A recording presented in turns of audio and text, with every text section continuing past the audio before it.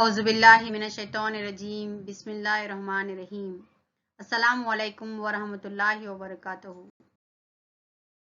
Welcome back to Digital Social Science YouTube channel. Myself am Ruxana, assistant teacher of Galib High School, Bellary. Children, the idea of development or progress has always been with people, and they have aspirations or desires about what they would like to do and how they would like to live. Similarly, people have ideas about what a country should be like. In this chapter, students will understand the various aspects of development that a country needs. Let us discuss the lesson development, economic first lesson, that is development. In this chapter, we'll learn about the nature and meaning of development and underdevelopment, and indicators of human development and gender-related development. Economic development refers to increase in a country's capacity to serve the economic interests of its citizens and overcoming economic problems such as poverty, unemployment, inequality, inflation, etc. Here, economic development refers to increase in a country's capacity to serve the economic interest of its citizens and overcome economic problems such as poverty is there, unemployment is there, inequality is there, inflation is there, etc. Let's see the meaning of development now. We use the word development often in our daily life, usually to refer to the progress in the particular field or a segment of people like rural development, social development, educational development, women and children development, etc. We are using these words in all the field. Okay, children. Let's see the aims and objectives of the development. Increase in income, rise in income. Increase in income, rise in income. Reduce poverty, should reduce the poverty. And create employment and environment protection also, welfare of the people. These all are the aims and objectives of the development. Whenever the economic activities in a country expand, it is called as economic development. What is economic development? Whenever the economic activities in a country expand, it is called as a economic development. According to Professor Mayer and Baldwin, economic development is a process whereby an economy's real national income increase over a long period of time. That is known as a economic development. Not a short term, should increase over a long period of a time. That is known as a economic development.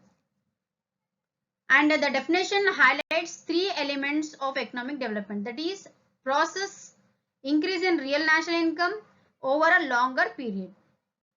Let's discuss one by one now.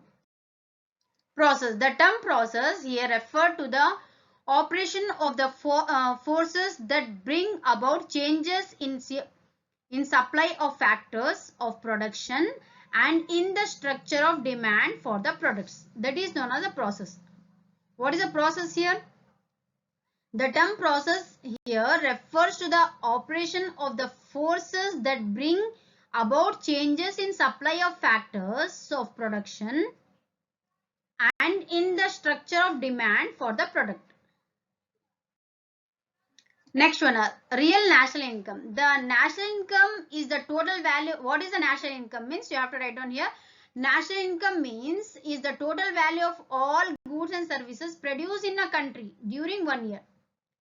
During a year, the total value of all goods and services produced in a country, that is known as a national income. The word really which refers to the purchasing power of income. Let's say the long period here. The increase in real national income should be sustained over a longer period. More than for 10 years. Maybe 10 years or more than for 10 years. Short-term sprints in income are not considered as development. In a short-term development, it is not considered as a development of a country. It should take in a long period. That is known as a national development. Professor Colin Clark defines here economic development as an improvement in economic welfare. If we want to develop economic development of a country, means we have to improve in a economic welfare.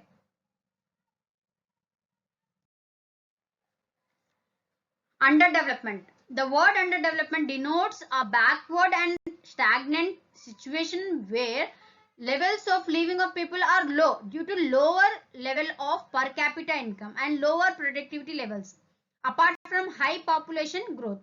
That is known as underdevelopment. Means here the word underdevelopment denotes a backwardness and stagnant situation where levels of living of people are low due to lower level of per capita income. Per capita income should be low, and then lower productivity level also. Apart from these high population growth, the development means it will become underdevelopment. Reasons for underdevelopment: low national income, low per capita income, unemployment opportunities. They're not having employment opportunities. Poverty is increasing, overpopulation. These all are the reasons for the underdevelopment. One more time I will explain here what are the reasons for the underdevelopment. Means you have to write down low national income, low per capita income, unemployment, poverty and overpopulation. These all are the reasons for the underdevelopment. Indicators of development. Let's see what are the indicators of development. Income indicator. Income used here is the national income, which denotes as the income of all the people residing in a country. Human development indicators. It is increasingly felt that the primary purpose of all economic progress is enhancement of human welfare. Enhancement of the human welfare. It should help people to enjoy a decent quality of life. Ensure adequate basic minimum amenities like food, shelter, clothing, education, health, social security, clean water, pure air and unpopulated environment. The results of HDA of India according to 2012 survey. According to 2012 statistics, India plays 136th rank with 0.554 points. The average life expectancy was 65.8 years. Per capita income was 3,203 and the average year of schooling is 4.4 years. This is according to the 2012 survey. Gender related development. The role of women in the developmental process is very significant. Women, who form half of the population, have the capacity to work in all fields of economic system. It is the duty of civilized society to provide social, economic, educational and political equality to women. It is a duty of civilized society to provide social, economic, educational and political equality to women. After independence, our constitution has assured equality of freedom and opportunities to both men and women. After independence, government has given opportunities for both men and women. Equal opportunities they are giving. Gender discrimination is widely practicing in India. Mostly will be in rural areas only. Per 1000 males, there are 945 females. Literacy rate among women also 65.46%. And women are working more in unorganized field, not in organized field. They are working in unorganized field, like in agricultural field, labor fields. Women are paid low wages compared to the men. Means for women they are giving low wages, low pay, low salary, less salary for the women, and high salary to the men. Female feticides and female infanticide is high. lack of opportunities to women in political field also. In order to promote participation of women in economic activities and thereby achieve economic empowerment, self-help groups are being formed in all the villages and cities. A self-help group is a group of women, usually 20 members, who come together to share their sources, obtain external support, undertaken business jointly, and earn income. And they are trained in managing accounts, handling bank transactions, and skills to take up remunerative income generating activities. Here, self-help groups have been instrumental in helping women to earn, save, and spend at their willingness also, and their dignity and autonomy has increased. Women self-help group are supportive to women empowerment, and it helps to undertake a business also, and helps to earn income, helps women to lead a life of dignity, helps women to save their income, helps to organize women, helps women to fight violence, and they make to take independent decisions also, and it helps to achieve economic empowerment. In recent years, many steps are initiated for empowerment of women. Empowerment may be described as the expansion in people's ability to make strategic life choices in a context where this ability was previously denied to them. Empowerment is a process that infuses people with power, that is access to resources, expand individuals' capacity and power of decision making, etc. Autonomy decision making, that is autonomy.